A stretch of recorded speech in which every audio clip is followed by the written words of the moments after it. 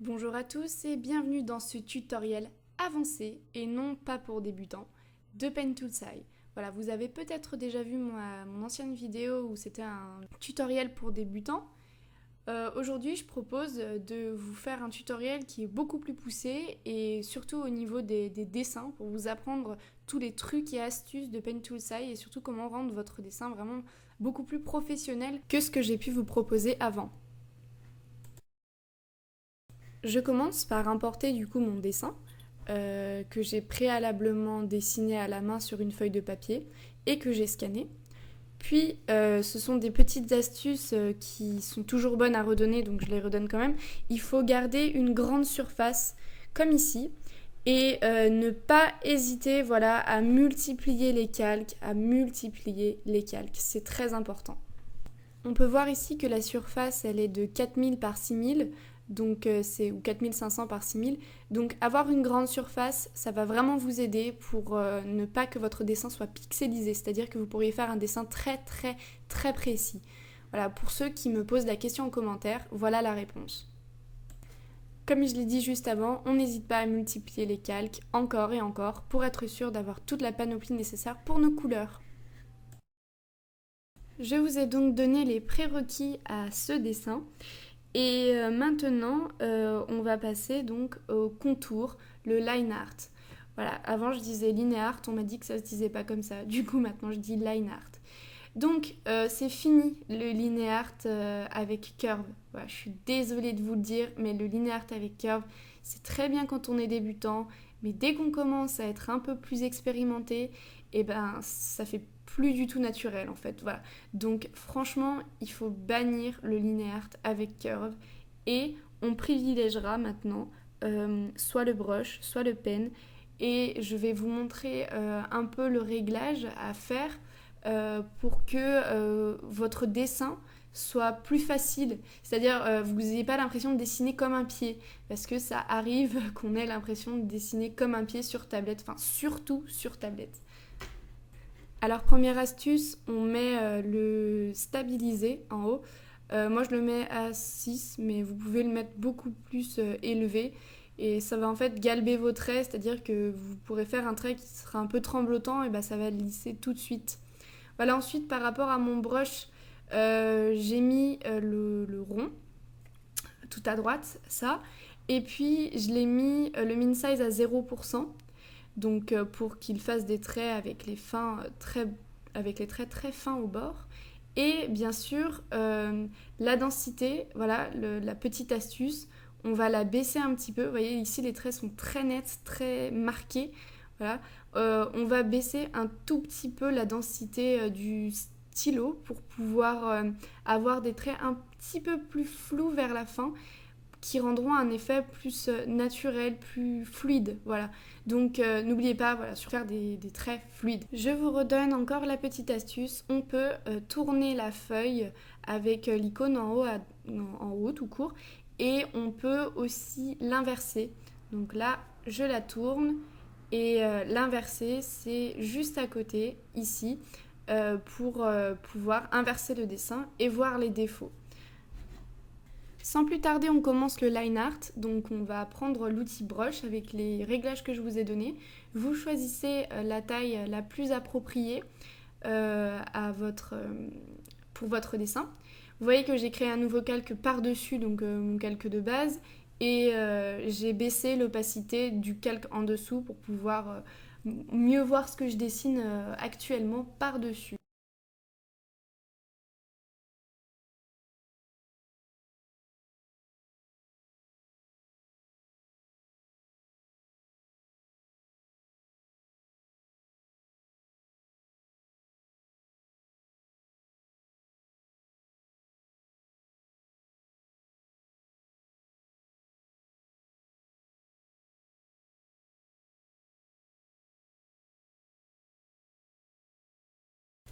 Prenez votre temps. N'oubliez pas de bien soigner votre line art. Donc vous voyez que autant de fois qu'il faut, je refais le trait. Ici, je le refais peut-être une dizaine de fois avant de trouver le bon angle et le bon mouvement de poignet pour faire ma courbe. Voilà, n'oubliez pas de faire très attention à votre line art. C'est lui qui va déterminer aussi la qualité de votre dessin.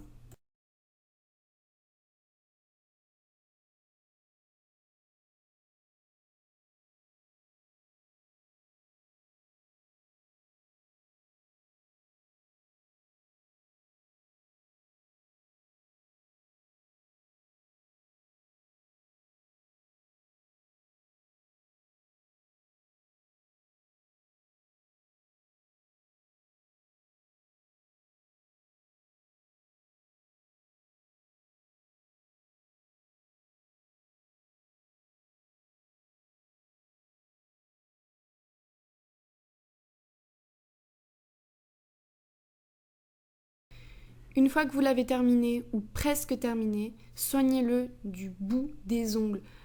Faites des micro-remplissements, c'est ça que j'appelle des micro-remplissements. Micro-remplissage. Micro-remplissage, voilà. Faites des micro-remplissages, c'est-à-dire joignez les bouts des lignes et essayez de le rendre plus harmonieux avec le reste des autres lignes. Faites attention aux détails. Regardez, voilà, je dessine l'impact que la chaussette a sur la cuisse, qui a de la compressée un petit peu. C'est vraiment de l'ordre du détail, mais ça compte vraiment beaucoup quand votre dessin final est terminé. Donc faites très attention aux détails et passez le plus de temps possible sur ces petits détails qui feront justement tout le charme de votre dessin. Là, je vais faire exactement pareil de l'autre côté. Voilà.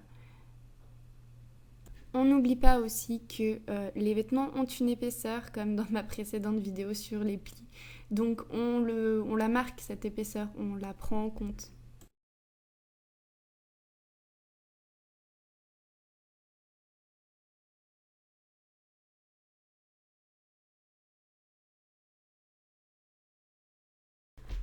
On peut aussi jouer avec l'épaisseur des lignes. Vos lignes n'ont pas à avoir la même épaisseur de partout, sinon ça rendrait votre line art vraiment trop plat. Donc amusez-vous à un peu aléatoirement épaissir vos lignes pour donner une impression plus dynamique sur votre line art.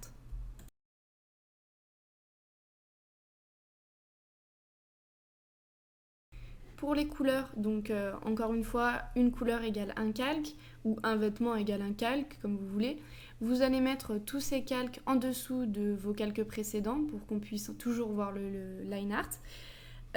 Et voilà, une règle que je peux vous apprendre ou un conseil que je peux vous donner, c'est ne mettez jamais des couleurs pétantes dès le début. C'est-à-dire, il faut se donner un fond, un thème, une couleur d'abord. Évitez vraiment de mettre des couleurs pétantes du premier coup sans savoir trop où vous allez.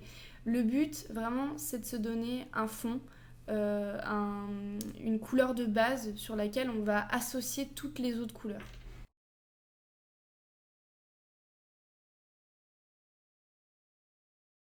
Pour sélectionner, j'espère que je vous apprends rien. Au cas où, allez voir mon ancienne vidéo pour vous remettre à jour. Sinon, vous avez juste à mettre la couleur de base avec un pinceau normalement sans rien faire. Et faire attention à vous de ne pas dépasser. Donc, au niveau des couleurs, voilà, donc j'ai mis, par exemple ici, j'ai mis un violet violet rose, qui ne va pas forcément très très bien avec le bleu. Mais c'était juste pour vous montrer l'option là en haut, hop, celle-ci. Euh, En fait, on va pouvoir changer la couleur et mettre une couleur un peu plus adaptée. Vous voyez quand même que mon violet, il n'est pas violet pétant, il est quand même violet un peu fade. Donc voilà, donc là j'ai essayé de trouver une meilleure couleur, une couleur qui irait peut-être un peu mieux avec le fond que j'avais. Donc la couleur la plus logique ça aurait été bleu, mais j'ai décidé de faire une petite blonde finalement.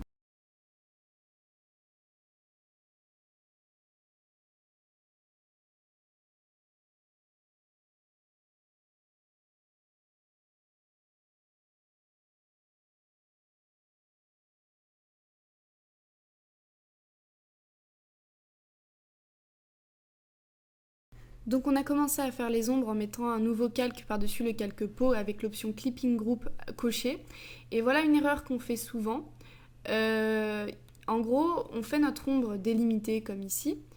Et notre erreur, c'est de vouloir trop l'effacer, c'est-à-dire vouloir complètement la fondre avec l'autre couleur. C'est bien aussi d'utiliser, c'est bien de fondre la couleur, hein, on vous en veut pas. Le problème, c'est que ça fait vite fade en fait, il y a plus de relief, ça fait juste une succession de couleurs qui sont fondues entre elles et c'est pas forcément très joli. Donc l'outil Blur, ok, l'outil Water, ok, mais pas trop. Pas trop. Je prends donc mon outil Blur et je vais commencer à estomper. Bon, ici c'était la racine du nez, alors il valait quand même mieux que ce soit très estompé plutôt que de laisser des traits. Voilà, regardez, ici j'estompe le dessous du nez et le dessous de la lèvre, mais j'estompe pas tout en entier. Vous allez mieux comprendre avec les mèches. Voilà, par exemple, j'estompe juste le début, mais j'estompe pas jusqu'à la fin. Voilà. C'est la principale chose qui peut faire que votre dessin sera mieux qu'avant, entre guillemets.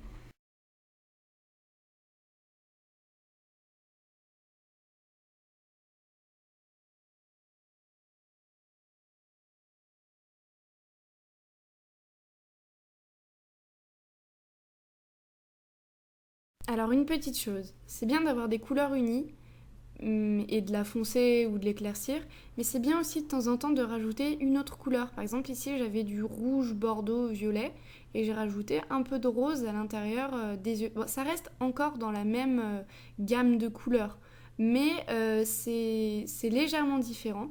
Et là ce que je peux vous montrer c'est qu'on peut s'amuser avec le mode des calques et généralement moi j'aime bien overlay. Et en fait, en changeant ce mode de calque, vous allez obtenir des résultats complètement différents. Donc j'aimais bien le Luminosity and Shade, mais le problème c'est que ça faisait trop pétant et que mon dessin n'était pas vraiment basé sur ça. Donc j'avais décidé de remettre Overlay. Voilà, c'est super important de ne pas rester bloqué sur une couleur. Il faut aussi mettre d'autres couleurs dans votre dessin pour qu'ils soient un peu plus vivants. Attention quand même, il faut que ça reste subtil, hein, que vous n'allez pas mettre du bleu avec du rouge pétant, ou enfin encore ça se fait, mais il faut que ça reste vraiment subtil. Les reflets, alors les reflets on peut en mettre, il n'y a pas de souci, on peut vraiment en mettre. Par contre si on en met de différentes couleurs et de différentes intensités, opacités, parce que c'est bien, mais mettre que des reflets blancs, c'est un peu triste, ça met pas vraiment de profondeur dans le dessin. Donc on en met, mais avec modération aussi, hein. On n'en met pas trop non plus, au risque d'avoir un truc vraiment bubble, sauf si c'est vraiment ce que vous voulez, hein, mais d'avoir un truc vraiment trop bubble et trop comment dire, pas réel, trop plastique en fait. Donc voilà, donc les reflets on en met, mais pas trop, on sait se limiter à quelques petits reflets qui apporteront tout le côté mignon d'un dessin.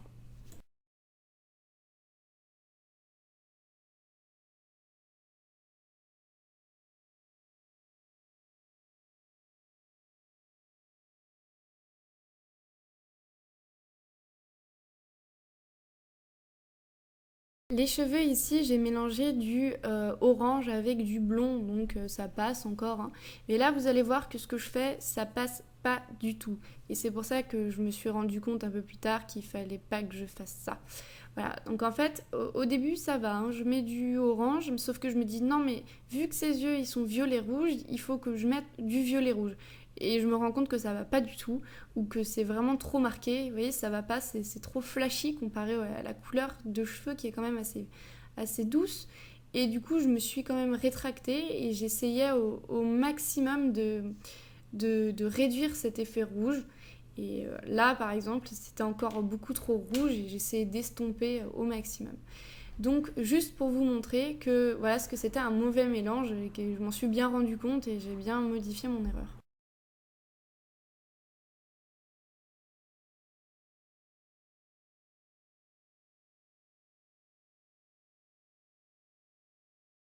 Ici, je peux vous apprendre comment faire les reflets sur les cheveux si ça vous intéresse. C'était pas trop prévu, mais bon voilà. Là, en gros, je commence par mettre avec le airbrush une couleur plus faible, plus claire que la couleur de base sur les cheveux. Puis ensuite, avec mon outil pen, je viens au ras des mèches pour faire le reflet sur ces dernières. Et même, vous voyez, dans l'ombre, j'en mets aussi pour montrer que la lumière est vraiment, comment dire, elle se propage vraiment de partout. Donc voilà, je fais des traits au ras des mèches pour accentuer l'effet brillant. Et c'est pas terminé. J'ajoute ensuite avec mon outil brush des reflets blancs un peu, ou l'outil pen, voilà, des reflets blancs un peu, comment dire, pas trop flashy non plus, voilà, juste histoire qu'on voit bien que la lumière fait aussi des reflets blancs, parce que quand on a les cheveux très brillants, non seulement ils brillent dans leur couleur, mais ils ont aussi des reflets blancs qu'on voit pas forcément. Et enfin, ça se voit surtout sur les cheveux noirs. Et donc voilà, on fait ça. Puis ensuite, on rajoute par-dessus une couche de airbrush. Donc, voilà, on fait quelques petites mèches, quelques autres petites mèches qui prennent bien la lumière aussi. Et on rajoute une couche de airbrush blanc pour rajouter ce que j'appelle le glowing effect. C'est en gros le fait que ça va rendre la chose plus brillante. C'est comme si vos traits blancs brillaient.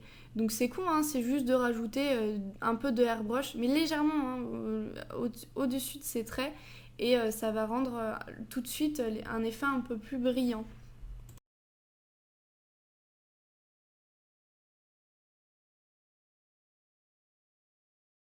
Autre conseil, n'oubliez pas qu'il y a de la lumière autour de vous, hein. Donc on fait les ombres, c'est une erreur qu'on rencontre fréquemment aussi, on fait les ombres mais on oublie de faire la lumière. Donc c'est un peu bête hein, parce que sans ombre il n'y a pas de lumière. Donc vous voyez qu'ici j'ai juste fait avec l'outil airbrush, j'ai fait un tout petit coup de blanc, de couleur, voilà, pour montrer que la jupe elle reflète aussi la lumière, que c'est pas juste un truc qu'on a fait des ombres dessus. Et je viens rajouter des tout petits traits blancs que j'estomperai ensuite pour ajouter un effet très fluide et très brillant.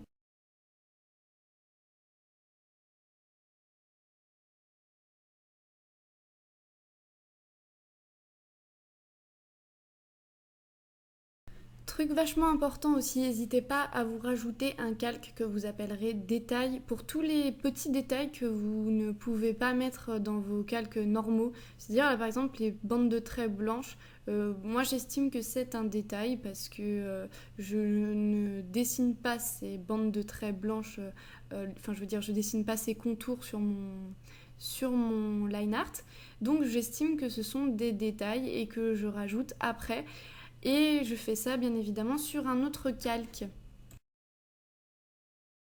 Encore une fois, on n'oublie pas que le vêtement reflète aussi la lumière, donc on rajoute avec l'outil brush ou l'outil pen, comme vous voulez, ces effets de lumière que donc renvoie le t-shirt, enfin le pull, même si il est blanc, il renvoie quand même de la lumière. L'astuce, c'est d'en mettre sur un seul côté, c'est-à-dire là j'ai choisi le côté gauche, et de faire suivre le long et de faire un trait assez fin pour donner cette impression de brillance et juste de volume un peu au vêtement. Voilà, il ne faut pas non plus que vous en mettiez de partout, partout, partout, mais au moins à quelques endroits pour montrer que le vêtement a du volume.